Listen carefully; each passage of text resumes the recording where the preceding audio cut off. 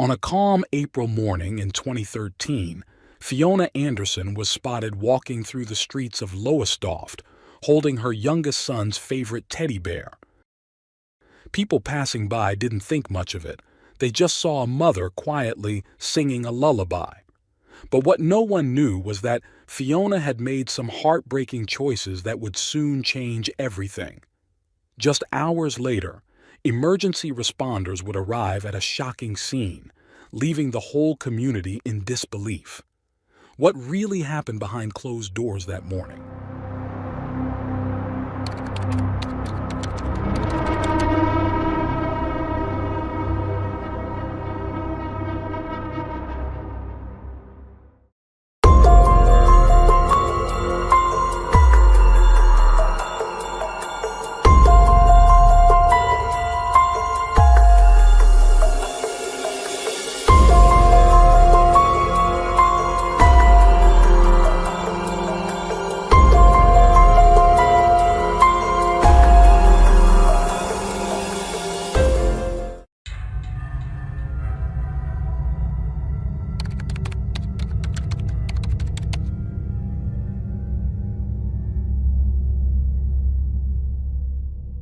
Fiona Anderson, born in 1990 in the United Kingdom, was one of three daughters to Carrie and Michael Anderson. Her father served in the Royal Air Force, while her mother was a devoted homemaker who cared for their three children. Fiona had two sisters, Claire and Laura, and they shared a close bond, growing up in a harmonious family environment. Fiona attended various primary schools in Lowestoft, a town in Suffolk, England. She was often described as a bright and beautiful child who loved Disney movies and playing with her dolls. In her early years, she was outgoing and popular, but as she grew older, Fiona became more withdrawn and easily prone to mood swings. Her sudden changes in behavior worried her parents, who took her to several specialists. Although she was diagnosed with mental health issues, no specific condition was identified, and her situation worsened over time.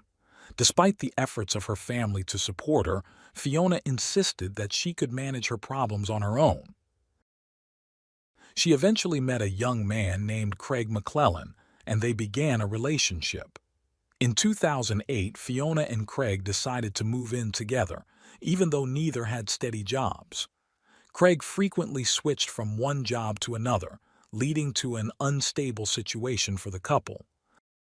That same year, Fiona became pregnant, adding to their financial and emotional strain.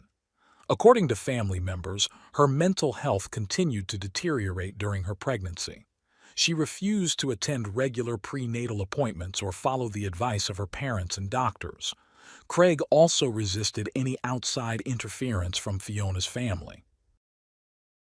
In June 2009, due to concerns about Fiona's prenatal care and the unstable family environment, Obstetric Services referred her case to Child and Youth Services. Soon after, the authorities intervened to ensure the well-being of the unborn child.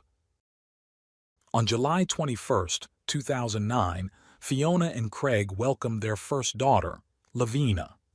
After her birth, social workers requested that the couple agree to place Lavina under voluntary care, but they refused. Just 2 months later, Lavina was admitted to the hospital, where doctors found that she was severely underweight, likely due to malnutrition. After receiving care, she began to gain weight, confirming that she had not been properly fed by her parents. Despite repeated attempts by social workers to convince Fiona to surrender custody due to concerns about her mental health, she insisted that she was a good mother and would never give up her daughter. Shortly after this incident, Fiona and Craig were evicted from their home due to unpaid rent. They were forced to rely on the generosity of friends and family, which did not provide the stable environment needed for raising a child.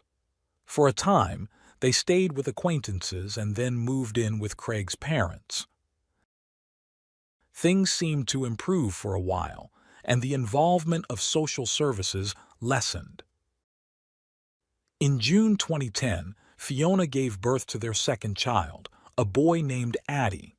However, with two small children and Craig's inconsistent income, the couple faced increasing financial challenges. Fortunately, Craig eventually secured a stable job, allowing them to rent a house in Lowestoft by February 2011, and it appeared that they were finally finding some stability. However, by May 2011, social services were once again alerted after neighbors reported that Lavina and Addie had been sleeping in a double stroller for 13 nights and had been fed only biscuits. When social workers and the police visited the home, they found the children malnourished and confined in playpens. The children were assessed, and it was determined that they were emotionally affected and had delayed language skills, leading to their inclusion in child protection plans for neglect. Fiona felt victimized and deeply offended by the suggestion that she was not a good mother. Craig, meanwhile, was often absent from home, claiming he was working extra hours to provide for the family, although his income did not reflect this. Despite their troubled relationship and the challenges they faced, Fiona and Craig did not take precautions to prevent further pregnancies. In May 2012, their third child, Kaiden, was born. Social services quickly became involved due to concerns about the parents' ability to care for another child. By August, child protection officers decided to initiate legal proceedings against the family. However, due to a lack of follow-up by a social worker, the case stalled. As their financial difficulties continued to mount, Fiona discovered in late 2012 that she was pregnant with their fourth child, a girl. Fiona's mental health, already fragile, was further strained by the hormonal changes brought on by her frequent pregnancies and childbirths, leaving her unable to cope with the mounting stress, according to her family. Fiona Anderson was growing increasingly isolated and refused any help from others, allowing only Craig to remain close, though he was drifting further away each day. By then, Craig had started an affair with a beautiful Polish woman he had met at work. The idea of moving in with her was highly appealing, as there would be no children to care for, and they could live a carefree life together. In March 2013, Craig decided to leave Fiona and move in with his lover, though he never disclosed the real reason for their separation. He simply packed his belongings and left, abandoning Fiona with 3 children, another on the way, and no job. Meanwhile, social services continued to monitor the family's deteriorating living conditions, especially now that a fourth child was soon to be born. On the afternoon of Sunday, April 14, 2013, Craig visited the house, bringing chocolate biscuits for his children. After spending some time with them, he told Fiona they needed to talk. During their conversation, the 24-year-old revealed that he had started a relationship with another woman and that their separation would be final. This news confirmed Fiona's suspicions about why Craig had been staying out late, supposedly working extra hours in recent months, and his intention to leave her and the children. Fiona's reaction was explosive. She completely lost control, and during the argument she grabbed a sharp object from the kitchen and stabbed Craig in the shoulder. He fell to the floor, bleeding, while their terrified children watched. Craig managed to escape from Fiona's rage, covering the wound with a napkin, and called an ambulance which took him to the hospital around 8 p.m. At the hospital, Craig lied to the doctors, claiming he had been attacked by a stranger trying to steal his phone. He later explained that he lied to avoid further complications with social services, fearing his children might be taken away and placed in foster care, a threat they had faced many times before.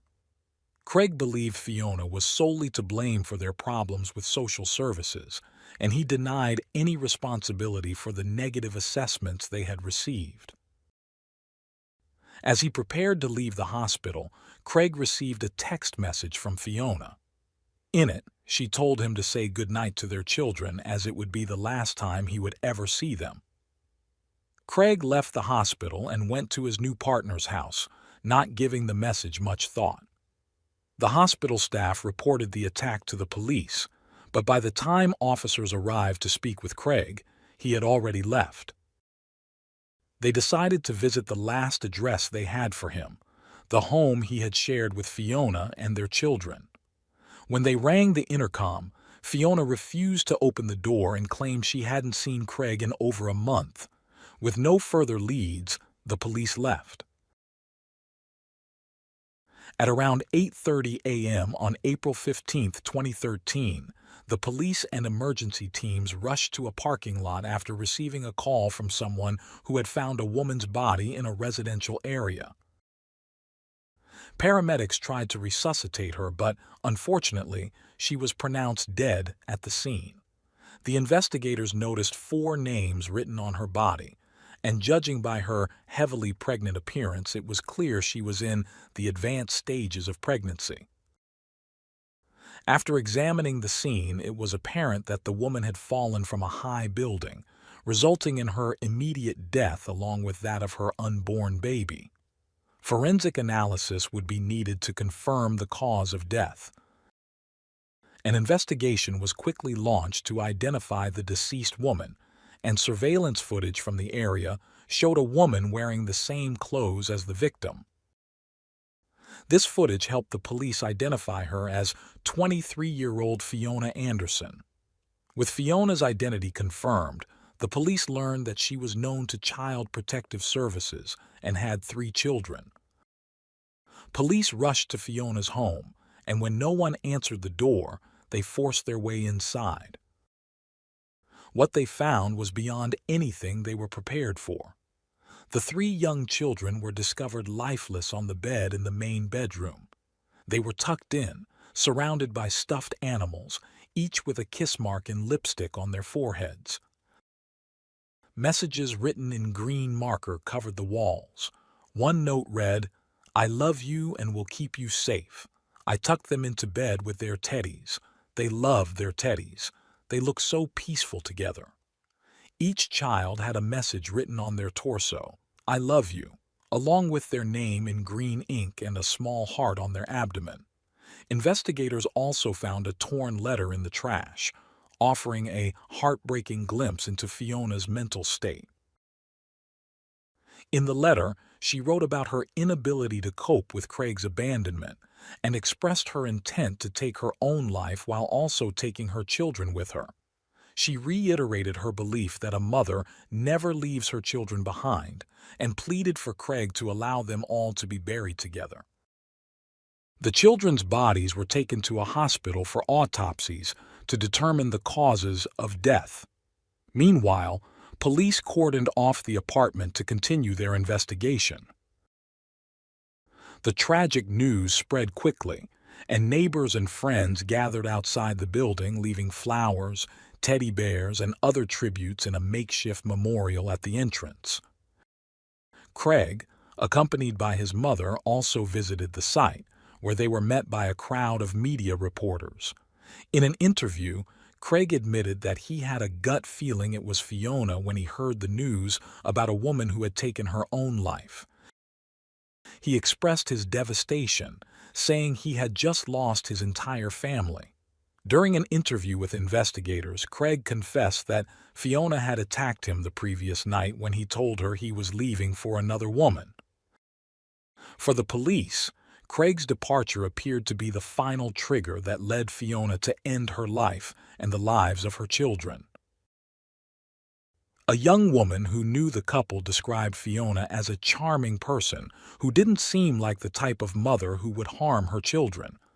As detectives continued their investigation, they discovered that, just hours before the tragedy, Fiona had posted desperate messages on social media, revealing that Craig had left her for someone else.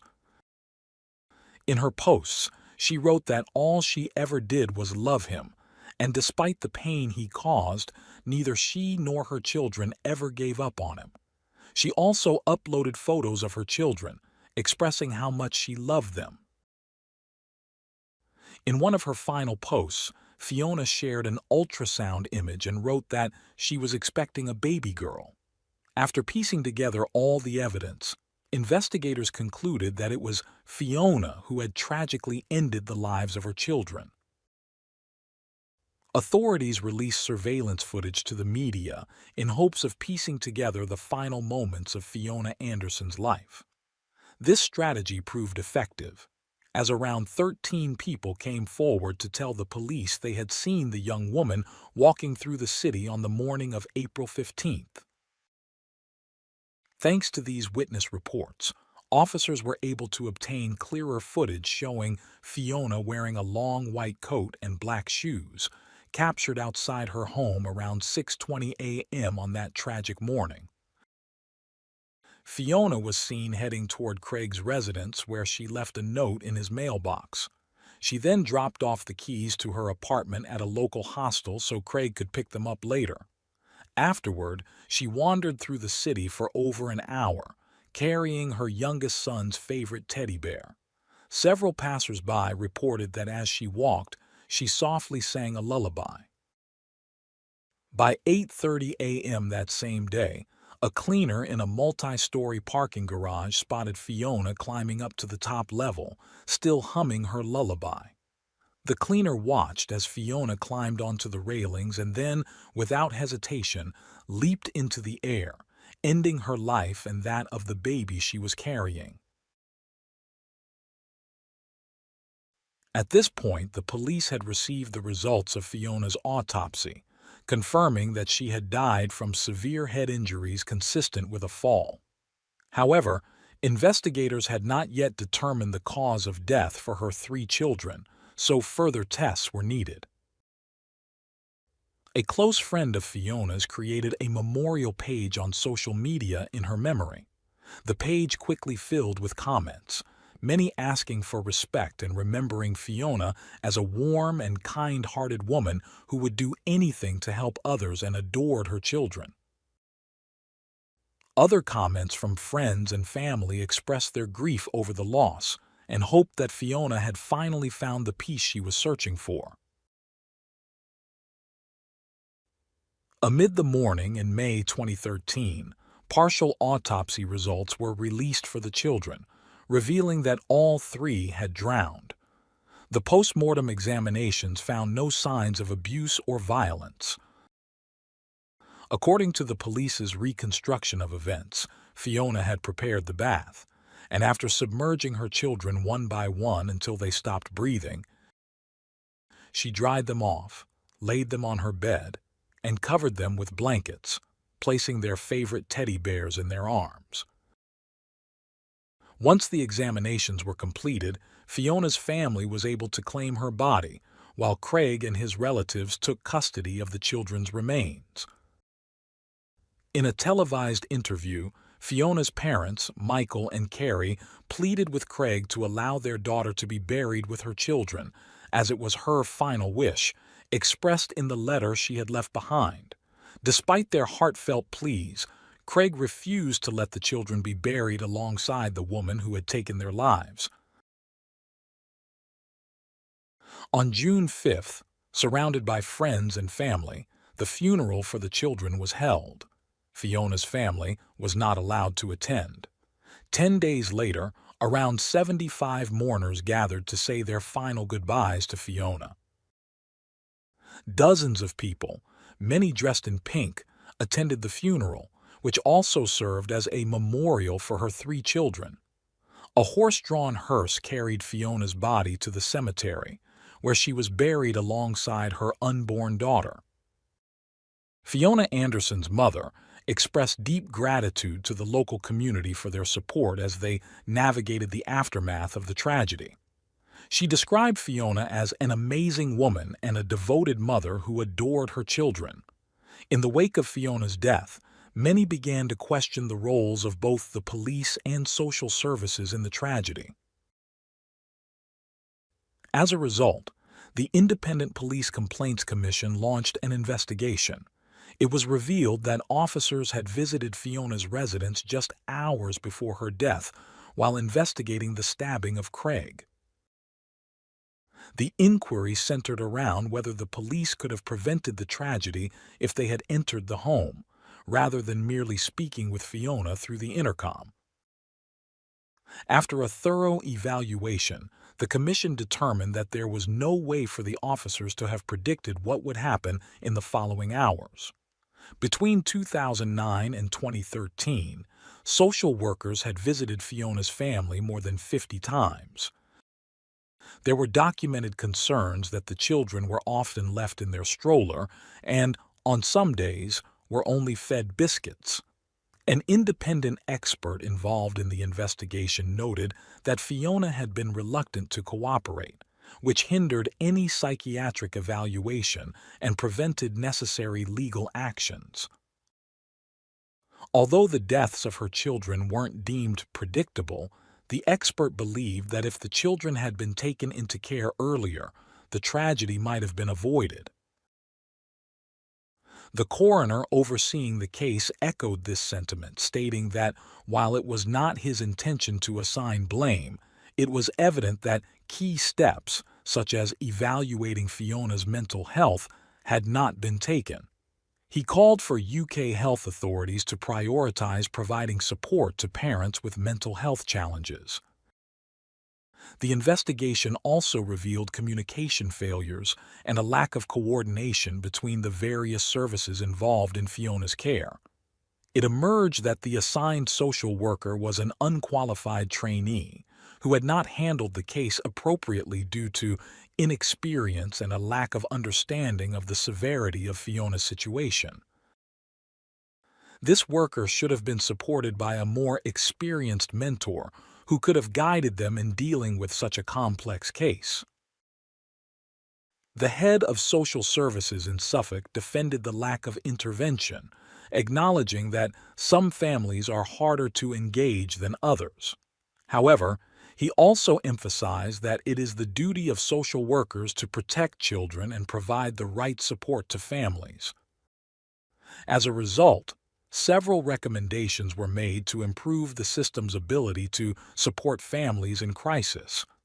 These included better training for social workers, improved communication between services, and a more proactive approach to identifying and assisting those at risk.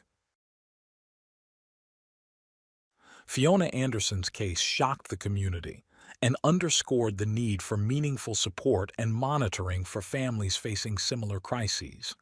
Mental health analysts confirmed that Fiona deeply loved her children but had a distorted perception of reality due to her mental health struggles. Although she was aware of her actions, she had lost her sense of direction after Craig's departure, leaving her isolated with her darkest thoughts and fears. Fiona felt lost, and the only solution she saw to free her children from future pain was to take them with her to a better place where they could all be happy together, free from the stress of bills and financial worries. Despite knowing about Fiona's struggles and the challenges she faced with their children, Craig abandoned them all for a new life with his lover.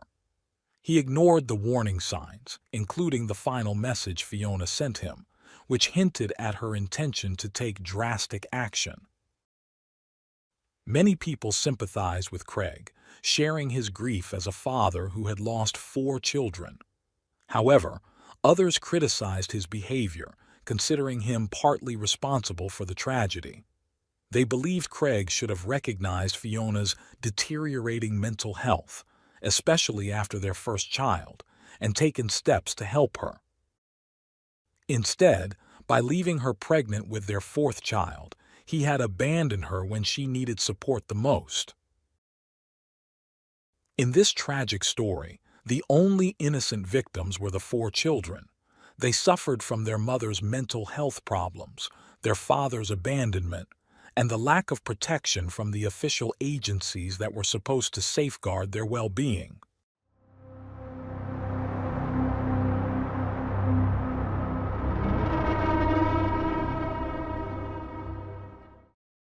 Thanks for tuning in to Unreal True Crime. If you're intrigued by mysteries from around the world, check out our new channel, Latin Crimes, where we dive into the gripping true crime stories of Latin America. Don't miss out. Subscribe now for more thrilling investigations.